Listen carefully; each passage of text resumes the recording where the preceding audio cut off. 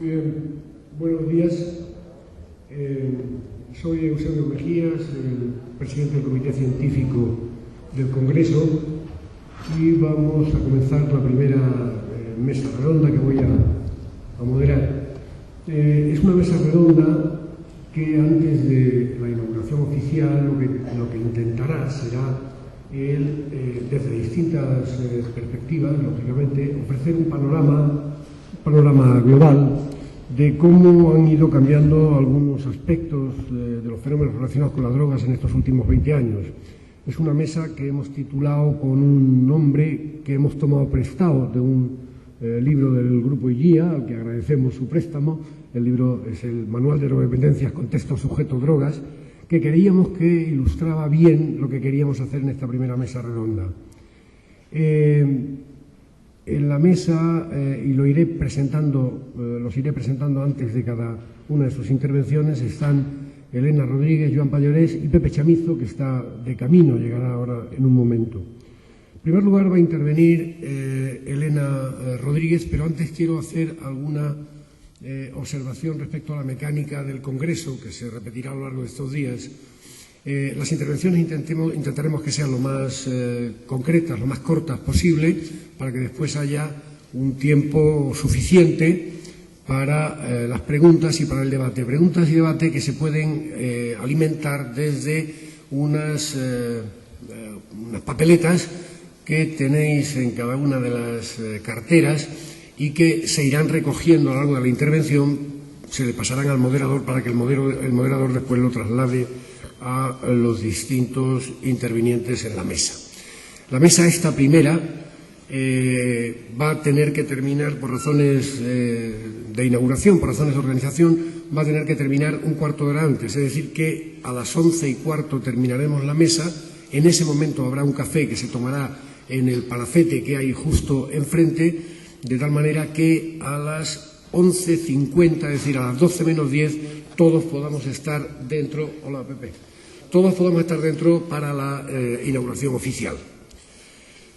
Entonces, sin más dilación, paso a presentar a Elena Rodríguez. Ella es socióloga, es jefa del Servicio de Análisis y Prospectiva de la Consejería de Sanidad de Castilla-La Mancha y, si me permitís la licencia, pues a nosotros lo que más nos interesa es que durante un montón de años estuvo trabajando en la Fundación, estuvo trabajando en el departamento, en el Servicio de Estudios e Investigaciones, que en buena medida ella contribuyó a poner en marcha y alimentó con sus investigaciones. Tiene muchísimas publicaciones, tanto artículos como monografías, de las que es autora y coautora, y entre ellas quizás las más importantes son las que están reseñadas ahí en la nota biográfica: pues Jóvenes y Relaciones Grupales, Jóvenes y Videojuegos, Jóvenes entre Sonidos, Estructura y Funcionalidad de las Formas de Diversión Nocturna, Sexo y Riesgo, la dialéctica entre el placer y la razón, Jóvenes y Tiempo Libre, Actitudes de los adolescentes de Castilla-La Mancha ante las drogas, etcétera, etcétera, etcétera. Sin más preámbulos, un cuarto de hora, prolongable 3 minutos.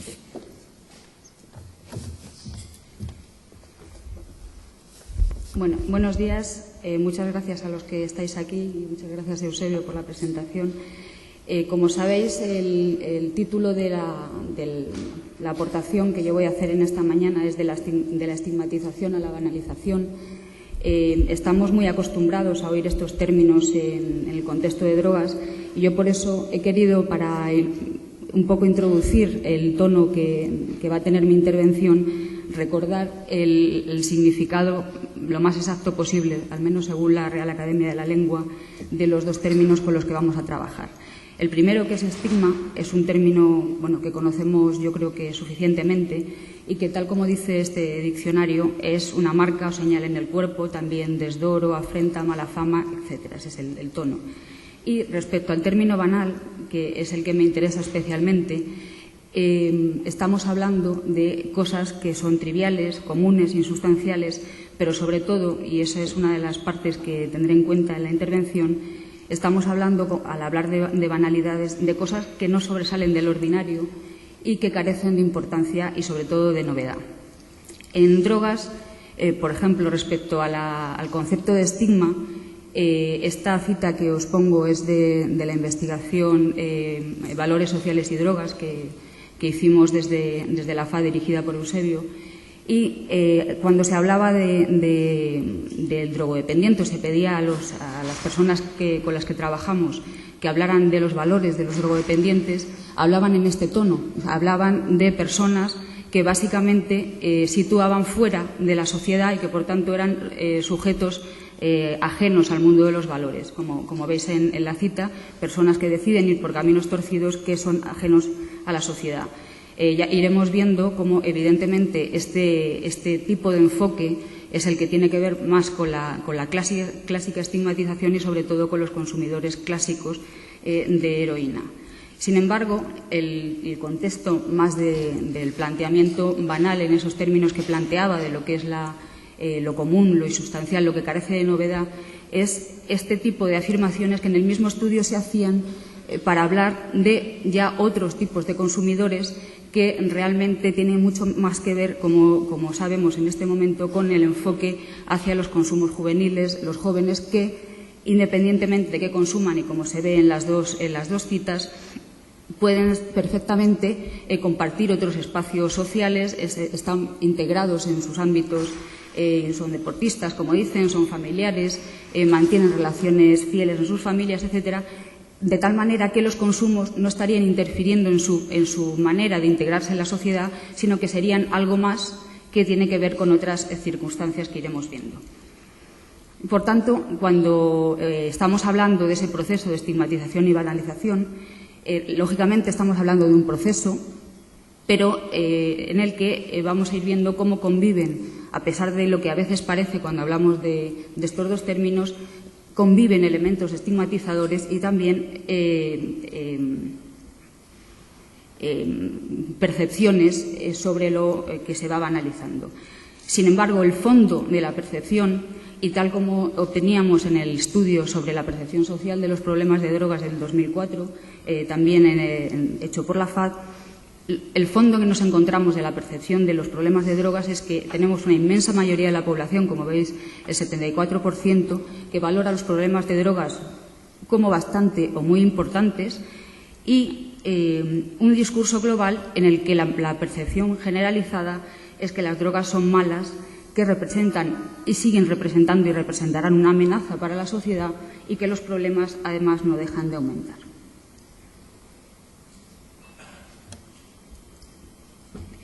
¿Cuáles son los cambios en este proceso, los cambios más significativos que hemos ido viendo en este proceso?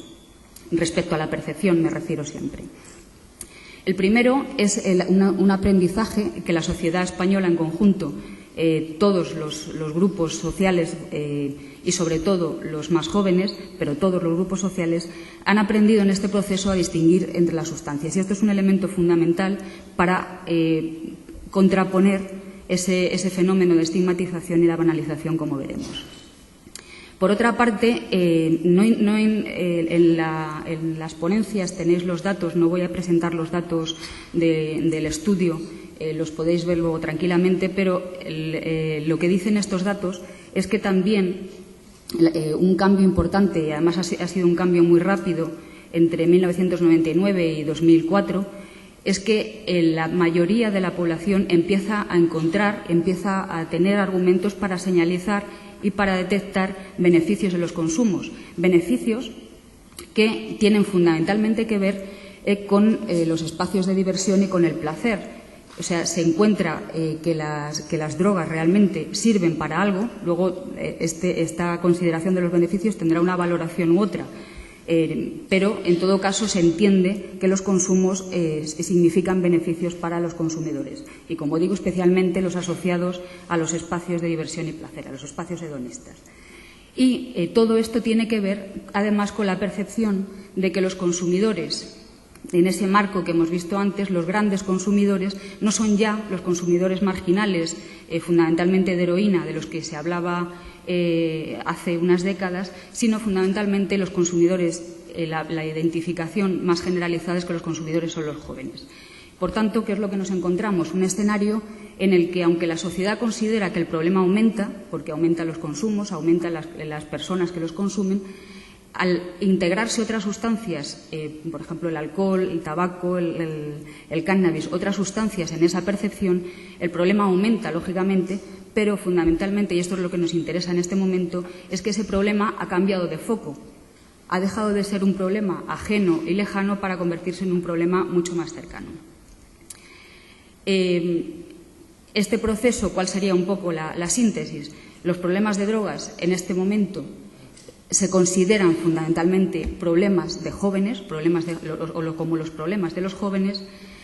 Al hacer esta generalización, evidentemente, y teniendo como foco uno de los grupos que normalmente la sociedad tiene en su escenario de preocupación, de ilusión y de esperanza, como es el conjunto de la juventud, no se pueden afrontar los problemas desde una perspectiva de rechazo frontal, sino que se arbitran y se plantean mecanismos que son necesarios distintos a los anteriores y, por tanto, el debate y la reflexión que se genera es mucho más global. Y, sobre todo, que en este cambio de percepción y de orientación de los problemas, lo que nos encontramos es que, al hablar de esta gran globalidad en la que está implicado en los jóvenes y el futuro de los jóvenes y del conjunto de la sociedad, lo que nos encontramos es, de nuevo, un planteamiento que pone de manifiesto una gran cantidad de contradicciones en el conjunto de la sociedad. De todas estas cosas, supongo que en el Congreso se va a ir hablando y yo no voy a entrar en ellas, pero irán saliendo seguro. Bueno, en el estudio que os citaba de la percepción social de los problemas de drogas en el 2004, situamos 5 grupos de percepciones respecto a las drogas y las drogodependencias en este momento en la sociedad española, que os resumo para que vayamos viendo algunas características de este cambio y cómo se asientan en la población. Encontramos 5 grupos, que son grupos excluyentes de personas, del cual el primero lo llamamos catastrofista, porque su principal característica es que es un grupo de personas que considera sistemáticamente que todos los problemas de drogas empeoran, y los problemas y las circunstancias, siguen considerando a las drogas como algo terriblemente peligroso y, sobre todo, que no debe ni probarse. Es un grupo que rechaza la experimentación con los consumos y sigue manteniendo esa opción, esa posición también muy antigua de la percepción de las drogas, que tiene que ver con que las drogas es algo que no pertenece a nuestra sociedad, que ha venido de otros lados y que realmente se nos ha impuesto para destruirnos. Otro de los grupos que llamamos totalizadores contra las drogas es un grupo que comparte bastantes de las perspectivas del grupo catastrofista anterior, pero que tiene una característica fundamental, es que todas esas consideraciones las aplica exclusivamente a las drogas ilegales, mientras que mantienen un alto grado de tolerancia con las drogas legales, especialmente el alcohol, pero también con el tabaco. Y, por tanto, pues todo lo que tiene que ver con la aplicación de medidas incluso terapéuticas relacionadas con drogas ilegales las rechazan, pero todo lo que tenga que ver con actuaciones relacionadas con alcohol y tabaco les parece que no son necesarias. El tercer grupo, que es un grupo, como veis, que es algo más de la cuarta parte de la población, lo definimos como experimentador y es un grupo que, veis que hay muchas características, os resalto las que son más importantes. Empieza ya a consolidar una opinión que tiene que ver con que las drogas es algo que está ahí, que siempre ha estado ahí, que forman parte de nuestra sociedad y que, en principio, no tienen por qué suponer como sustancias o como realidad un problema, que son un objeto de consumo más, y creen, además, que es necesario aprender a convivir con las sustancias, incluso apostando por la experimentación como algo, como objeto de consumo, pues algo propio de nuestra realidad. El cuarto grupo es un grupo que llamamos normativista pragmático, que es también algo más de la cuarta parte de la población, que es un grupo que, aun creyendo que las drogas son peligrosas, se centra más en la percepción de que realmente, independientemente de que los problemas estén ahí, hay que hacer lo posible para superarlos. Consideran que, efectivamente, que las drogas van a estar en nuestra sociedad, pero que con una serie de actuaciones y poniendo empeño se pueden evitar gran parte de los problemas. Y el último grupo, que es el que llamamos trivializador, que es un grupo que, como veis, es el 3%, es un grupo pequeño de la población, pero muy significativo también, es el grupo que comparte muchos de los planteamientos del grupo de los experimentadores, en el sentido de que las drogas forman parte de nuestra sociedad, pero lo más importante de este grupo es que hace ese planteamiento negando además la peligrosidad de todas las sustancias, legales o ilegales y del tipo que sean. Por supuesto, consideran que no es posible una sociedad sin drogas. ¿Qué es lo importante de las diferencias entre estos grupos? No puedo entrar en explicar las características porque no tenemos tiempo, pero lo más importante de estos grupos es que hay un grupo que sería el que más se acercaría a ese concepto que más utilizamos de banalización, que es el grupo de los trivializadores, lógicamente este grupo minoritario, que es el que rechaza la peligrosidad de las drogas. Pero luego hemos visto también que en los ejes de diferenciación de estos grupos hay grupos que, sin negar la peligrosidad, sí que se acercan más al concepto de banalización en el sentido de la normalización, de la consideración de las drogas dentro de un contexto normal, de la sociedad de consumo, de un objeto o de unas sustancias que están ahí y que van a seguir estando. Y lo que les distingue a esos dos grupos, fundamentalmente a los normativistas y los experimentadores, es el grado de acercamiento a las sustancias a través de la experimentación. Y el otro elemento que los distingue claramente es la forma de afrontar las situaciones. Bueno, ¿qué es lo que ha venido pasando en todo este tiempo?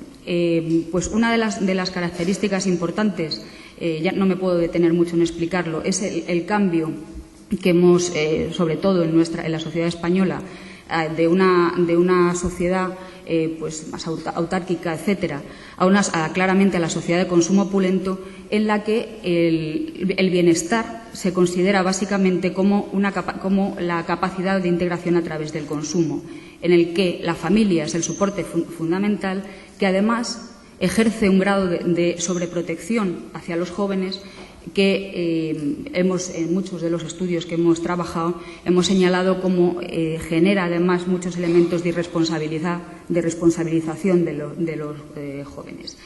En este contexto de valores, además, una de las características fundamentales, mañana se hablará más de valores, nos encontramos en una situación en la que el concepto del esfuerzo, por ejemplo, en términos de consumo, además, va siendo sustituido por lo que es el aprovechamiento del presente. Y esto, lo importante además, es que son valores que en muchos casos se atribuyen a los jóvenes, pero que claramente están asumidos por todos los grupos sociales. La percepción de los jóvenes en este contexto, además, y además percepción, como digo, compartida por unos y por otros, es en parte esa identificación entre los valores juveniles, los valores que se atribuyen a los jóvenes, con los propios valores que se atribuyen a los consumidores de drogas y de otras cosas, o sea, como en el sentido del disfrute, del pragmatismo, de la competitividad.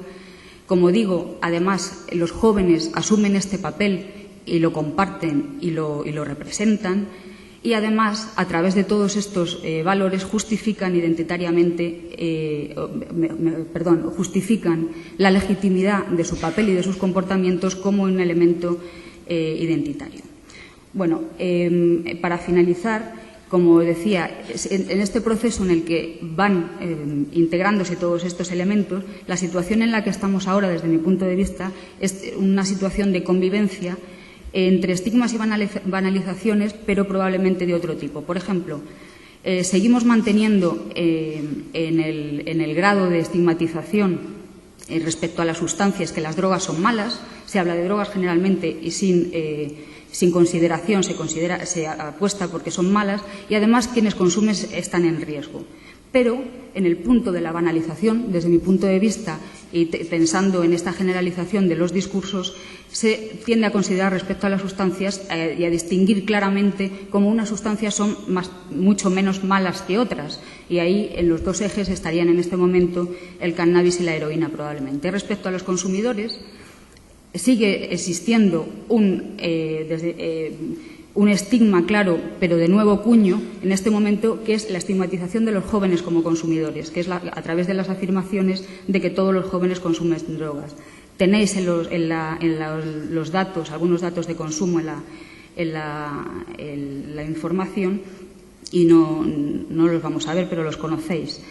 Y, sin embargo, respecto a los consumidores, entraríamos en el terreno de la banalización cuando consideramos que es normal que los jóvenes consuman y cuando toda la sociedad asume, además, que el consumo es legítimo en las edades jóvenes y que será algo que pasará porque los jóvenes están en la edad de consumir. Respecto a la norma, a la normalidad, la estigmatización viene dada por la adjudicación de problemas a quienes consumen fuera de los espacios y los tiempos que son legítimos para el consumo, mientras que se banaliza respecto a la normalidad y la legitimidad de los consumos en los espacios y tiempos de diversión. Y, además, la legitimidad de que sean los jóvenes exclusivamente los que consuman. Y, finalmente, probablemente el emblema máximo de esta diferencia entre estigmas y banalizaciones en este momento viene dado por los conceptos de desfase y control de los que hemos hablado mucho en muchas ocasiones. La estigmatización tendría que ver con considerar el desfase como el problema, mientras que la capacidad de control autónomo que cada uno se atribuye a sí mismo reduciría los riesgos y sería la justificación por excelencia de los consumos. Yo lo dejo aquí.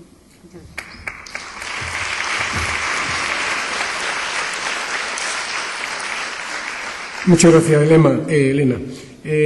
José Chamizo, de La Rubia, su perfil profesional original era de Historia, licenciado en Historia. Tiene muchas publicaciones de carácter científico en lo que se refiere a la historia y, sobre todo, también muchas publicaciones de carácter literario, obras de teatro, dramas, poesía, etcétera. Pero si está aquí es porque es un hombre que proviene de los movimientos sociales de base. Durante muchísimo tiempo él tuvo que vivir el impacto de la epidemia o de la crisis de heroína en una zona tan castigada como fue en su momento el campo de Gibraltar, y él participó muy activamente en la construcción de todo un tejido social para comprometerse y hacer frente a las situaciones conflictivas que en aquel momento se estaban viviendo. Es la trayectoria que ha continuado a lo largo de todos sus últimos años y en este momento es defensor del pueblo andaluz. Pepe, cuando quieras. Muy bien, muchas gracias, Eusebio. ¿Qué tiempo tengo? De 2 minutos. Vale, 17 minutos. A mí me toca hablar, no que esté muy de acuerdo con el título, de la agitación a la inhibición, pero bueno, me toca hablar un poco del movimiento social o asociativo con respecto al fenómeno de la drogodependencia. Yo creo que a estas alturas de la película es evidente de que el movimiento asociativo supuso al menos una llamada de atención para la sociedad y para los poderes públicos, sobre todo a mitad de los años 70. Pero para no perdernos, yo marcaría con imprecisiones históricas, tampoco la hora que está uno para ser muy riguroso, marcaría como 3 periodos. Desde mediados de los años 70 hasta el año 85, desde el 85 hasta el 96, 97 y finales de los años 90 a la actualidad. A mitad de la década de los 70 el hachís era la droga más común en distintos ambientes, una sustancia que se consumía por jóvenes y menos jóvenes sin provocar ningún tipo de alarma social, al menos en mi comunidad. Era la moda, no había demanda de tratamiento, no había problema de seguridad ciudadana. Los momentos políticos que estaba viviendo el país parecía que era lo prioritario. Fue en plena transición cuando la heroína deja sus primeras secuelas. En ese momento existían únicamente en la comunidad autónoma las llamadas unidades de día, que eran unidades psiquiátricas. Curiosamente, los psiquiatras vuelven a aparecer como necesarios. Las unidades psiquiátricas que estaban en Sevilla y en Granada. Tratamiento farmacológico, fundamentalmente a base de somnífero y de relajante, que cuando el paciente superaba el síndrome de abstinencia, nuevamente era enviado a su domicilio. La iniciativa social, que en ese momento era escasa, se centró en este periodo en 3 cuestiones. Primero, la creación de comunidades terapéuticas, entonces se llamaban granjas, todavía hay mucha gente que las denomina así.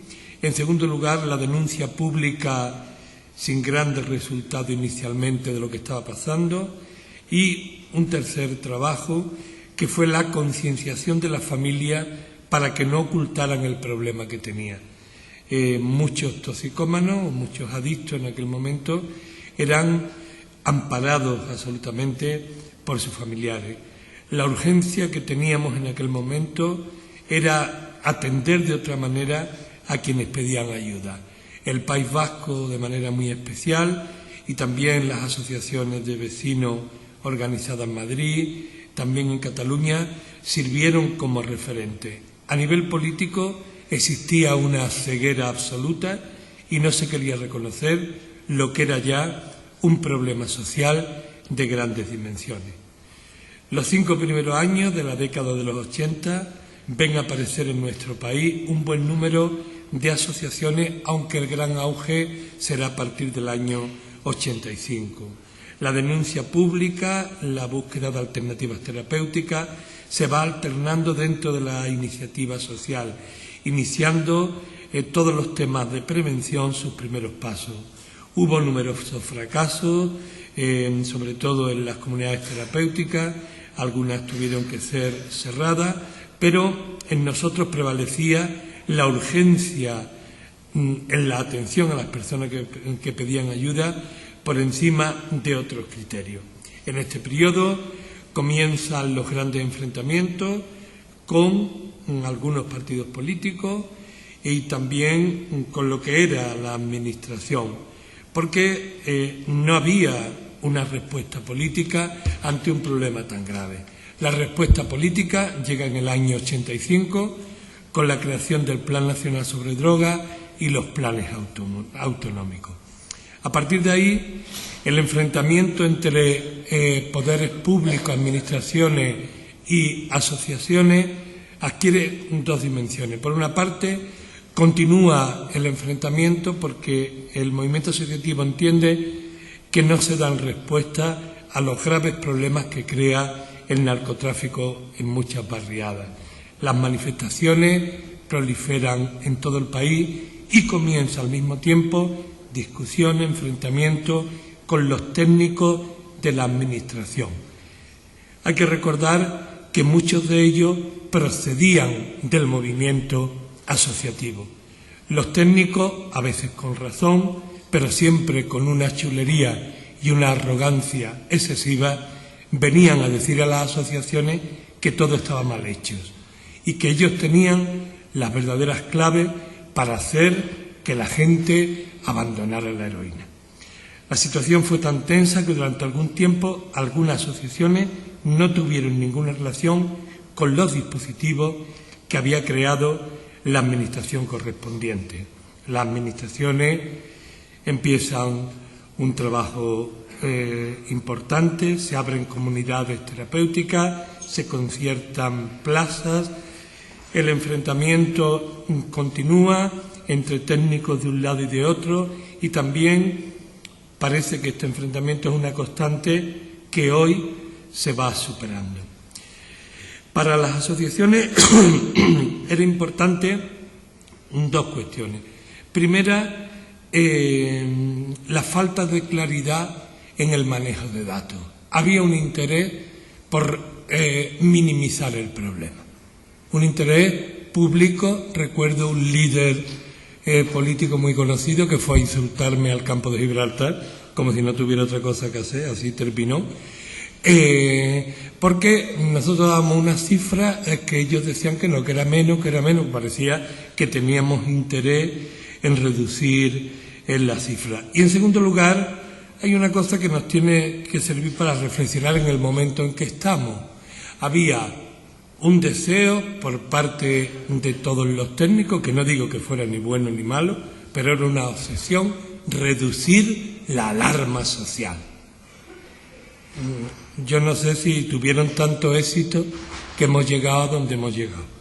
Bien, con las subvenciones comienza un itinerario peligroso porque las asociaciones más contestatarias no eran subvencionadas.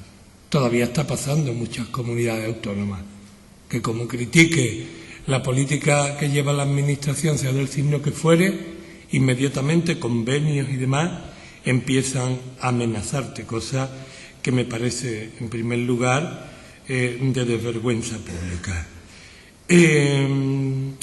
A finales de los años 90, al principio, de los años 90-91, se pasa del enfrentamiento con la administración a la negociación con la administración. De pronto nos encontramos con algo inesperado. Los políticos aceptaban las iniciativas que planteaba el movimiento asociativo, pero los técnicos no acababan de verlo claro. Nuevamente, discusiones, hasta que en muchos casos surgió con los propios técnicos una amistad, una relación que todavía hoy permanece. De fondo, los técnicos lo que nos planteaban a las asociaciones es que reconvirtiéramos nuestro trabajo, que abandonáramos la rehabilitación y nos dedicáramos a la prevención o bien a atender a los adictos en los espacios de tiempo en que ellos no podían atenderlo. En fin. Bien,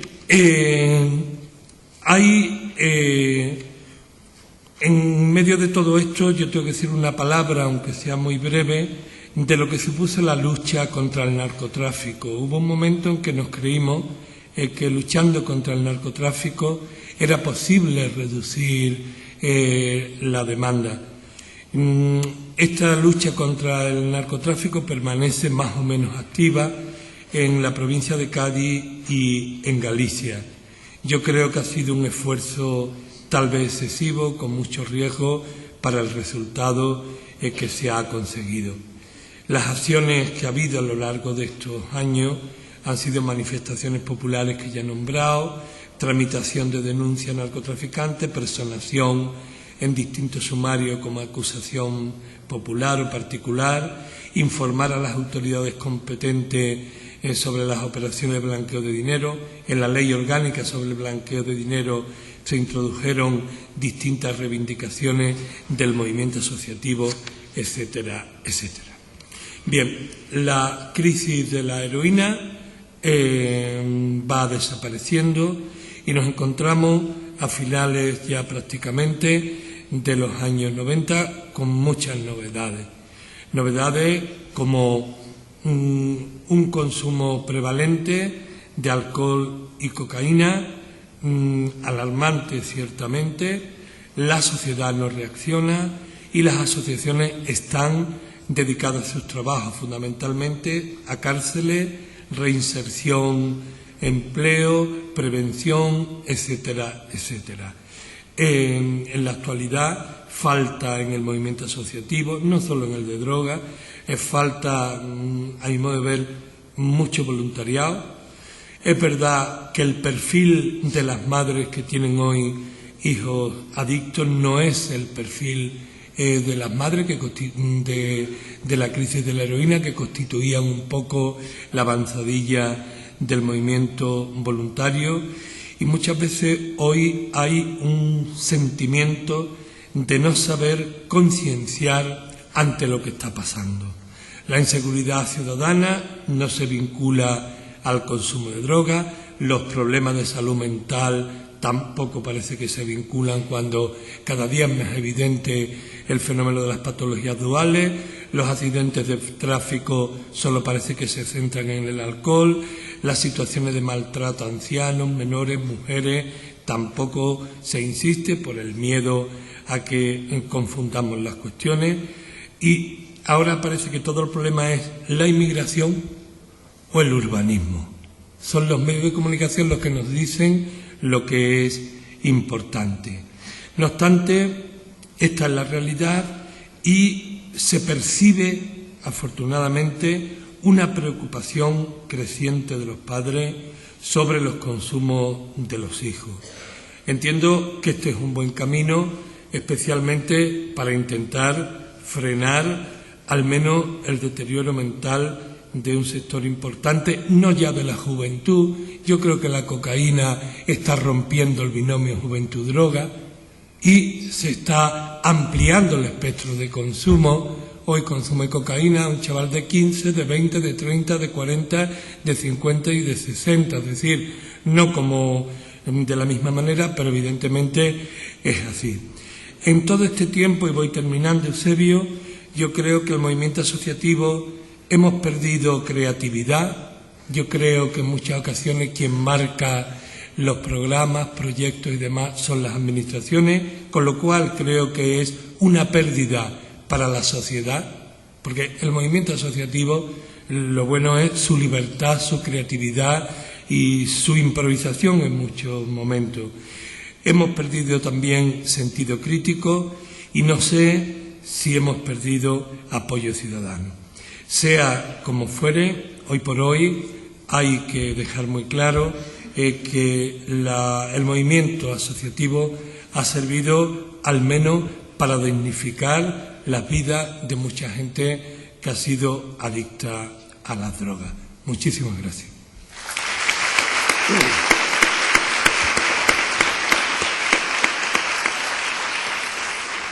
Muchas gracias, Pepe.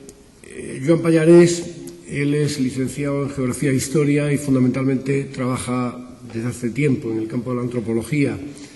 Y dentro del campo de la antropología, él se ha ocupado muy directamente de comportamientos juveniles, fundamentalmente en relación con el ocio, con nuevas formas de ocio, también los consumos de drogas, etc. Quizás de todas sus publicaciones, la más conocida en este medio en el que estamos es la publicación que hizo para la Agencia Antidrogas de la Comunidad de Madrid hace un par de años de Más allá del botellón, análisis socioantropológico del consumo de alcohol en los adolescentes y jóvenes. Muchas gracias. Muchas gracias. Eusebio, muchas gracias a la FAC por volverme a invitar y estar entre vosotros. Y voy a intentar, en estos 20 minutos que tengo, referirme a cómo las drogas han sido utilizadas como símbolos, como referentes o como significantes para reforzar distintos discursos sociales sobre los consumidores de drogas y también respecto a lo que se ha considerado como problemas de drogas en determinados momentos. Y sobre todo haciendo especial hincapié a los cambios de los últimos 30 años para ver cómo las drogas han servido para reordenar, en cierta forma, lo que la sociedad española ha percibido como problemas o amenazas. Además, estos discursos referentes a las drogas tienen que relacionarse con otros relativos a la situación social de los jóvenes, a su papel en la sociedad, a sus formas de ocio, de diversión y también a los espacios que ocupan y en los cuales son relevantes, como también a las subculturas que llegan a generar estos jóvenes y, en cierta forma, también a los riesgos que sufren respecto a estos comportamientos. Para referirme a este papel de las drogas, quería señalar 4 niveles diferentes. Uno primero, ya muy conocido, de la relación individuo, contexto y sustancia, sobre todo para significar que los comportamientos desarrollados tras el consumo no tienen que ver solo con lo farmacológico, sino que también tienen que ver con elementos contextuales. En este sentido, es importante las expectativas que se mantienen para acercarse a una droga y también luego los efectos que se perciben para continuar consumiendo o no. Y no viene definido solo por la sustancia química, sino también por el contexto en el cual se produce este consumo. En segundo lugar, hay otro nivel que a veces las drogas se toman para llevar a término comportamientos sociales. Peter Lorre habló de esto a finales de los años 60 y otros se han referido a ello para ver cómo las drogas dan sentido a determinados comportamientos que se supone se alcanzan con el consumo de drogas o conviviendo con sus consumidores. Por otra parte, un tercer nivel al que me referiré más extensamente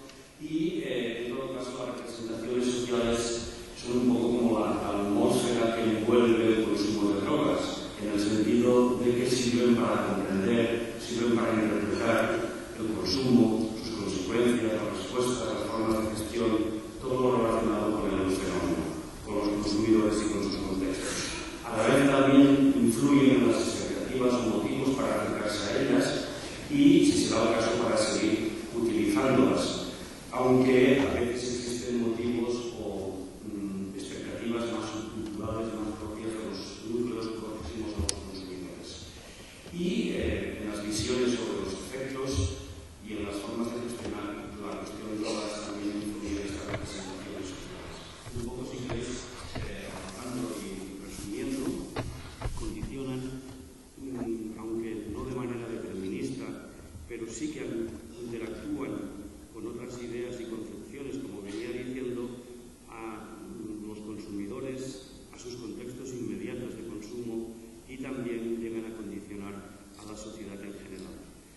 Las representaciones sociales es complejo señalar cómo surgen, pero fundamentalmente creo que hay dos elementos que marcan mucho cómo aparecen estas representaciones. Por una parte, la influencia de los medios de comunicación social, que suelen escenificar las visiones de los grupos sociales con más poder y que no siempre ofrecen una visión dinámica o no siempre estas visiones difundidas por los medios de comunicación aprecian los cambios que están ocurriendo. Y, por otra parte, también por los paradigmas que fundamentan el tipo de gestión sobre las drogas en nuestra sociedad. Así, en los últimos años, para la época que vamos a analizar, la visión o los fundamentos de entender el consumo de drogas desde un paradigma médico o jurídico y, en términos muy reducidos, considerar a sus consumidores como enfermos o como delincuentes. En este sentido, creo que para analizar este significante cultural de las drogas en los últimos 30 años, que han existido, ya se han referido antes los compañeros, pero de manera complementaria, visiones. En los 70 domina sobre todo una percepción de las drogas como elemento rupturista, sobre todo en la primera mitad de los años 70. Tanto lo que es los consumidores de hachís, como ha estudiado Oriol, que llega a significar para ellos, pero también para parte de la sociedad, una forma de rebeldía política o de rebeldía contracultural, sobre todo en un momento en que la juventud es vista como positivamente en nuestra sociedad porque se considera que va a ser un motor de cambio político, pero luego después, a mitades de los años 70, con la difusión de la heroína, también se relaciona en las representaciones y en las percepciones sociales la visión de que los consumidores de heroína pretenden escenificar un distanciamiento, una ruptura o una insatisfacción con la sociedad y, sobre todo, con el tipo de transición que está llevando la sociedad española.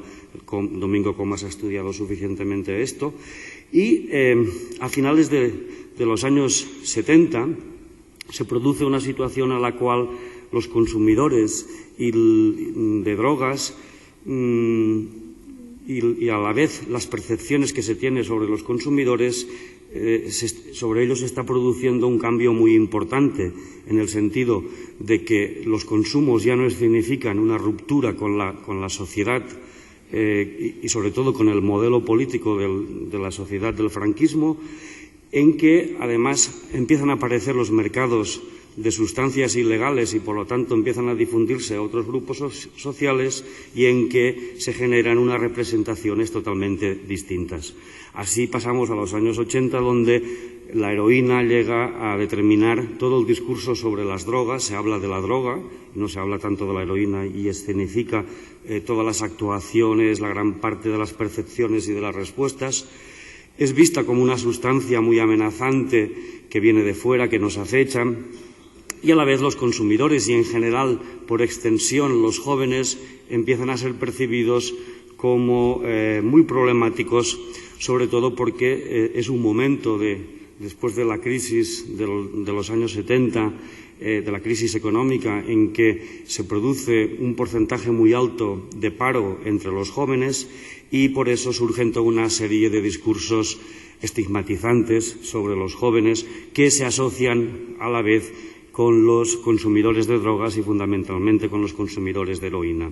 Aunque es cierto que no todos los jóvenes responden a este prototipo y que también existen otros consumos mucho más integrados pero más ocultos desde el punto de vista de las representaciones, como pueden ser en extensión en aquellos momentos el consumo de alcohol y el consumo de cocaína.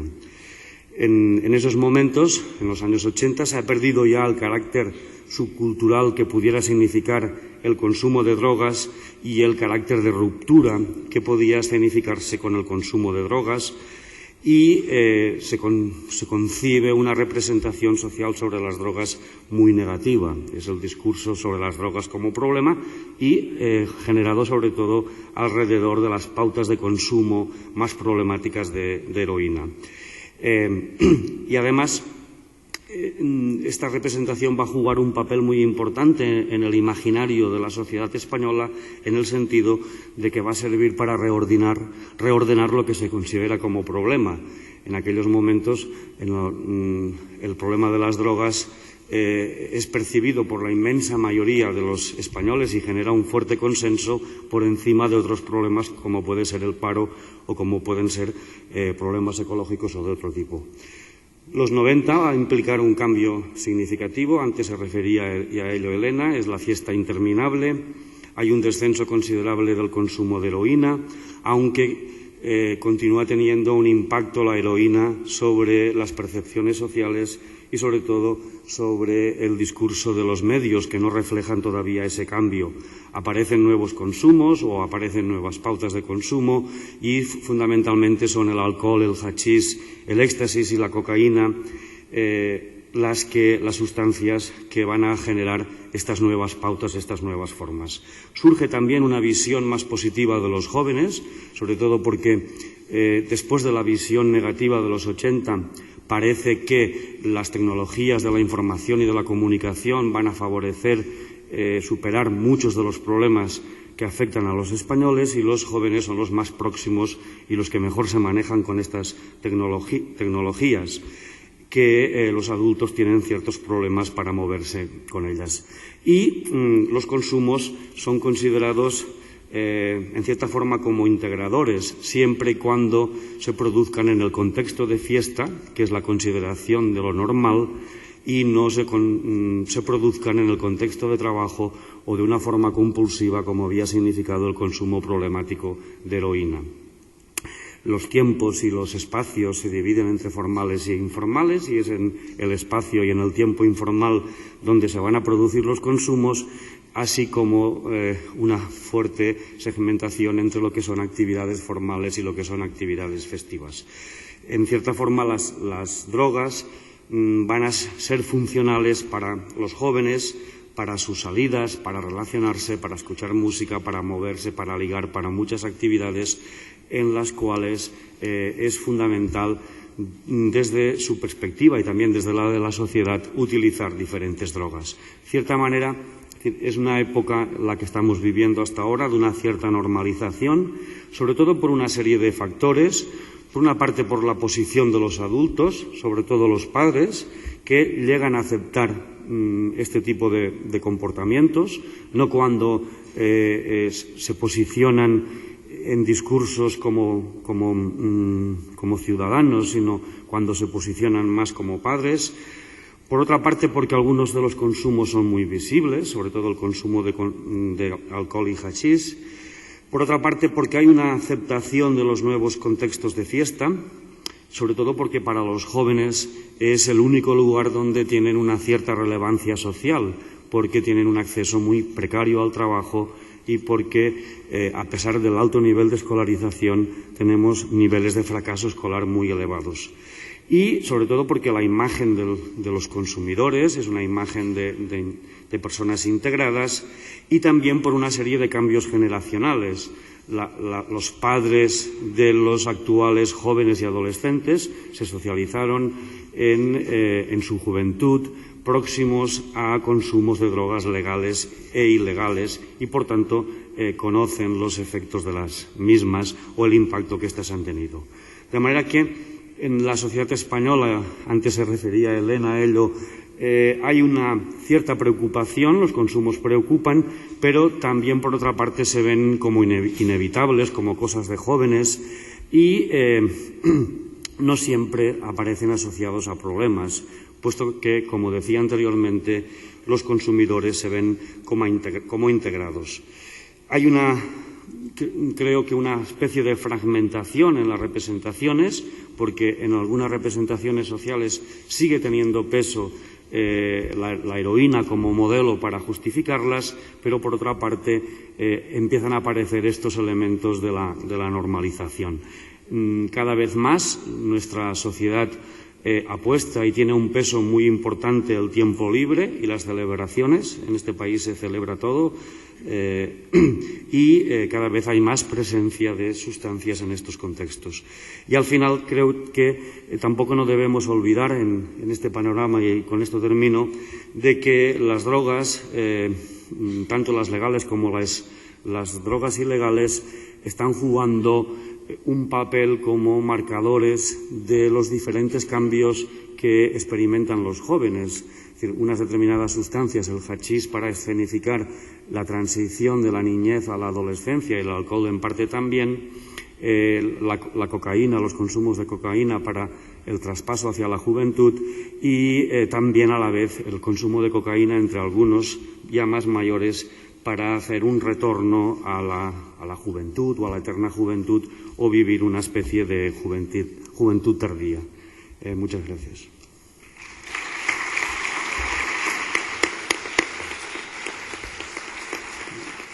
Muchas gracias a todos por el esfuerzo de síntesis. Ya saben que sabéis que cualquier pregunta por escrito la recogerán, nos la traerán para pasársela a los ponentes. Mientras llegan las preguntas, yo sí querría hacer algún comentario o alguna observación, alguna pregunta.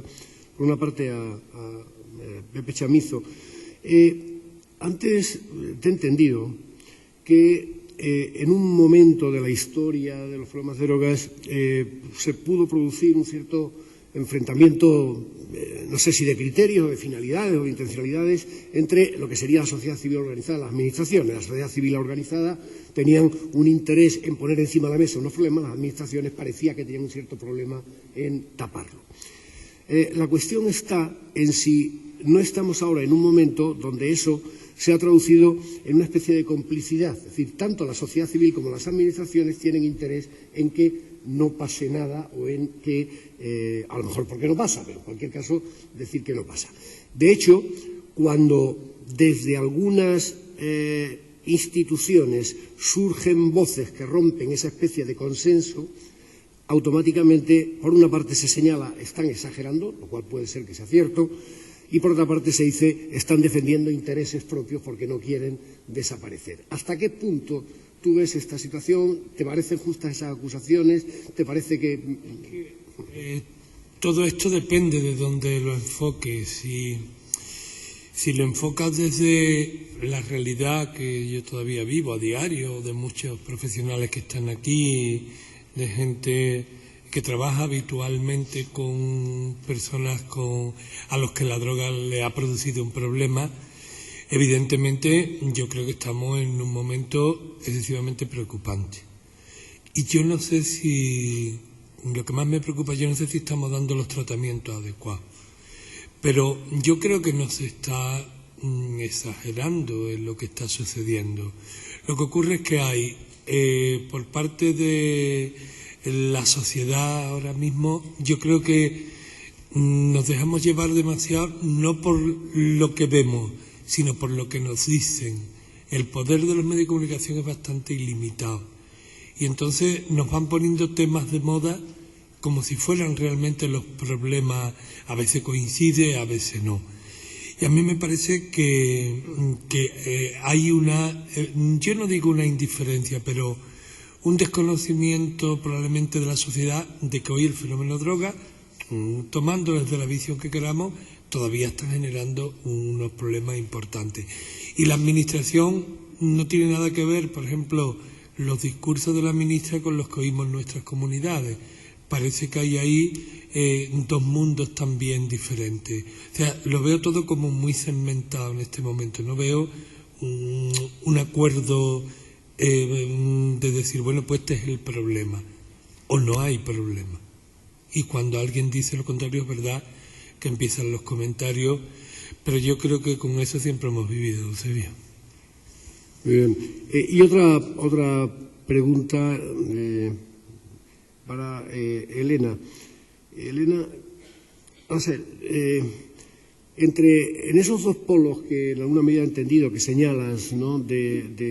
Por una parte la tendencia o el polo de la estigmatización, por otra parte la tendencia o el polo de la banalización, yo tengo la sensación de que no existiría el punto de equilibrio, es decir, que no se trata de no estigmaticemos ni banalicemos, pongámonos en el equilibrio, el punto exacto, el centro de esa situación. Yo creo que eso no existe, que eso es una especie de constructo y que, sin embargo, lo que sí existe o lo que puede existir es un equilibrio dinámico, un equilibrio tensional en el que, de una forma fluctuante, de acuerdo con el contexto, de acuerdo con el momento, a veces se enfatizan los elementos más estigmatizadores, a veces se enfatizan más los elementos banalizadores.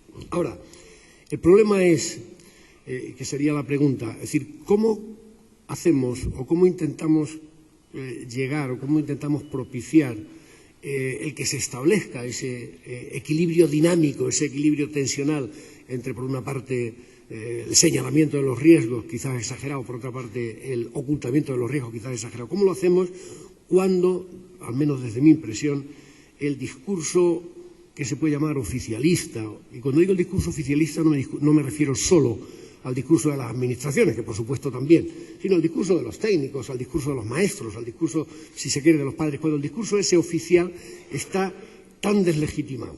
Es decir, es tan poco creíble desde el potencial usuario que, tal como están las cosas, habéis contado, potenciales usuarios somos casi todos, es absolutamente transversal. Es decir, cuando se deslegitima tanto el discurso, ¿cómo se consigue mantener un equilibrio, entre comillas, sano o positivo para unas actitudes, digamos, más maduras desde el punto de vista social?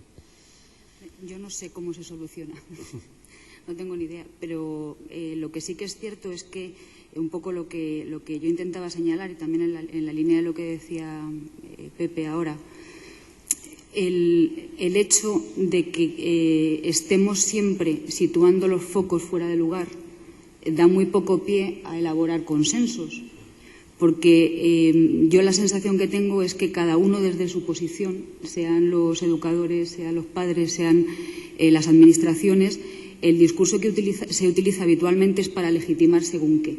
Entonces, claro, desde esa posición es muy difícil llegar a consensos que permitan establecer esos debates y superar esas contradicciones que yo intentaba señalizar en la intervención. O sea, si seguimos en una postura de los consumos que hace mi hijo o los que hago yo no tienen importancia porque como más o menos los manejo, que es esa postura de la banalización, de ese tipo de banalización que yo señalaba, pues es muy difícil que llegues a acuerdos o que llegues a entender a quien desde el lado de la visión de los problemas reales está planteando otro tipo de situaciones, ¿no? Entonces, yo no sé cómo se puede legitimar un discurso que en muchos casos va en contra de la práctica cotidiana de la mayoría de los ciudadanos desde su propia realidad, que es la de, en unos casos, exagerar la importancia cuando la importancia tiene que ver con otros y negarla absolutamente cuando la tienes cerca o cuando se refiere a cosas en las que tú estás más implicado. Y para Joan, si no he entendido mal, Joan, los cambios funcionales, los cambios en la intencionalidad, los cambios en el sentido, los cambios en el papel, en el rol de los consumos, han ido cambiando, han cambiado, todo eso. A mí me da la impresión de que, en alguna medida, lo que vienes a decir es que el papel de los consumos como un elemento estructurante o significante de lo cultural está aumentando. Es decir, dicho de otra manera, que las drogas están creando cultura, una nueva forma de cultura, una nueva forma de relación, una nueva manera de interacción, etcétera. Desde tu punto de vista, ¿eso puede tener importancia por decirlo de una forma grandilocuente, yo que sé, en la transformación de nuestro modelo de sociedad, de nuestro modelo de relación, de nuestro modelo cultural, etcétera? ¿O piensas que es un puro epifenómeno que se puede quedar ahí en la superficie? Más que crear cultura, lo que creo es de que hay una aceptación por parte de la sociedad de la utilización de las drogas.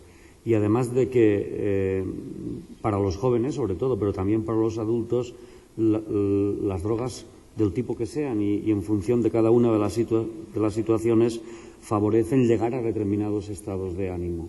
Y en este sentido, para los jóvenes, la sociabilidad, el salir, el moverse, el estar muchas horas los fines de semana despierto, llega a ser funcional para este tipo de ocio y sobre todo también porque están en una situación como de aparcamiento social y en una especie de atolladero, ¿no? Del cual es difícil vislumbrar la salida hasta una cierta o determinada edad y por eso quizás creo que adquieren más significación en estos contextos. Bueno, tenemos unos minutos más si hay alguna pregunta o si alguien alguno de los ponentes quiere hacer alguna intervención para aclarar, para completar. Hombre, yo creo que hay que insistir, se está diciendo, o probablemente porque a mí más me llama la atención el cambio del perfil del consumidor, que parece ya un tópico, pero es que es verdad, es que esto yo creo que ha puesto en crisis muchas cosas y no acabamos de asumir lo que ha surgido. Y ciertamente es que no tiene nada que ver. Probablemente la gente que venimos del trabajo con heroinómanos todavía nos cueste más esfuerzo, ¿no? Porque esto... yo te he dicho antes, con todo mi respeto, que yo no sé ni si incluso estamos dando tratamiento adecuado. No por nada, sino porque el perfil ha cambiado, pero ha cambiado muchísimo. No mucho, sino muchísimo. Y en eso sí insistiría. Muy bien, pues finalizamos la primera mesa redonda. Hay ahora un descanso con café saliendo en el Palacete y todo el mundo debemos estar aquí para la inauguración oficial a las 11:50, a las 12 menos 10. Gracias.